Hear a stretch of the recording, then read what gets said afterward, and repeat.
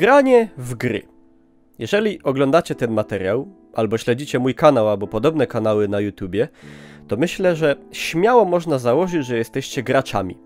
Jedni na pewno z dłuższym stażem, którzy zaczęli już lata temu, jedni z krótszym, jedni poświęcają na to każdą wolną chwilę, inni traktują jako swojego czasu swoiste hobby, którym zapełniają tylko jakąś mniejszą część swojego życia, ale umówmy się, większość z nas gra. I czy kiedyś zastanawialiście się nad taką receptą, sposobem, jak generalnie grać? Zaczynamy oczywiście od sprzętu. Może być to konsola, w tym przypadku jest to PC. PC, jak w większości myślę waszych domów, stacjonarny. Zapewnia on oczywiście najlepszą wydajność, ale przy tym niestety w zasadzie zerową mobilność. Do grania mobilnego oczywiście idealnie nadaje się telefon, a w zasadzie dokładniej smartfon. I tak praktycznie większość z nas zabiera go codziennie we wszystkie miejsca, gdzie tylko się znajdujemy. Cały czas nam on towarzyszy. Jednak jeżeli chodzi o tą rozrywkę multimedialną, to może to być coś generalnie nie zapewniającego najlepszych wrażeń, szczególnie wizualnych. Dobrą alternatywą oczywiście też jest tablet, których mamy całą szeroką gamę do wyboru. I można powiedzieć, że jest to swoistego rodzaju rozszerzenie tego, co oferuje nam smartfon, czyli mogło być lepiej.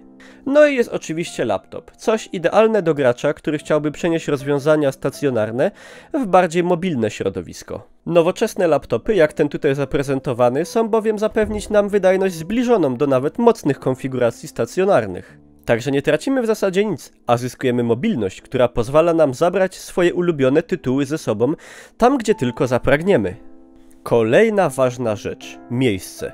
No bo przecież jak mamy już sprzęt, to musimy generalnie gdzieś grać.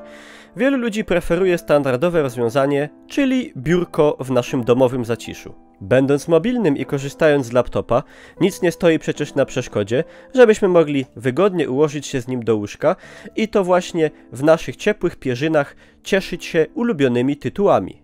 A gdybyśmy po jakiejś długiej, wymagającej batalii w jedną z naszych ulubionych produkcji nagle, niespodziewanie i bez udziału świadomości udali się na spoczynek, no to nie musimy się już nigdzie przenosić. Nic też nie stoi na przeszkodzie, abyśmy się cieszyli ulubionymi grami w miejscach nawet najbardziej intymnych.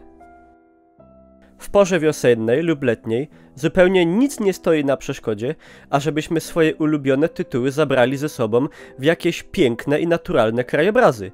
I musicie przyznać, że nic tak nie relaksuje i nie cieszy jak fragowanie na łonie natury, gdzie nie sięgnąć okiem, to dzieje się coś cudownego. Czy to nad stawem, nad jeziorem, nad rzeką, czy może w okolicach pięknie umajonej łąki. Bez najmniejszego problemu obcujemy z pierwotną, dziką naturą i fragujemy. W takich wypadkach pamiętajcie, nie śmiecić. Teraz rzecz równie ważna, napitki i przekąski. Możemy oczywiście stosować trunki bezalkoholowe, czyli woda, herbata, kawa, orężady lub soki.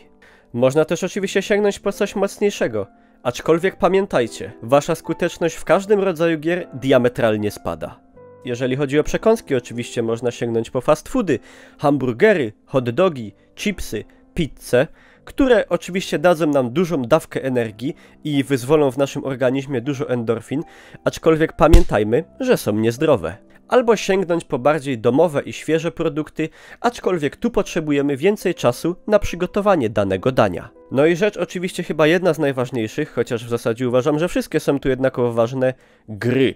Wybieramy swoje ulubione tytuły z przeogromnej, szerokiej gamy gier. W obecnej dobie zawalanie mieszkania pudełkami traci oczywiście na rzecz cyfrowych dystrybutorów typu Steam czy Origin. I to by było na tyle, moi drodzy. Oczywiście nie ma czegoś takiego jak vademekum i złoty środek, który jest jakąś receptą i idealnym rozwiązaniem do wszystkich graczy, bo wiadomo, że każdy ma do tego całkiem inne podejście. Każdy lubi jakieś inne przekąski spożywać w trakcie grania, pić inne napoje, lubi cieszyć się swoimi ulubionymi tytułami w różnych, najróżniejszych miejscach. I tutaj właśnie, moi drodzy, czekam na wasze komentarze, w których podzielicie się ze mną tym, jak to wygląda u was. Czy stacjonarnie, czy mobilnie, jakie tytuły, w jakich warunkach. Bardzo jestem tego ciekaw. A tymczasem dziękuję wam. Możecie pokazać ten materiał swoim znajomym i zostawić łapkę w górę. Widzimy się już niedługo. Trzymajcie się.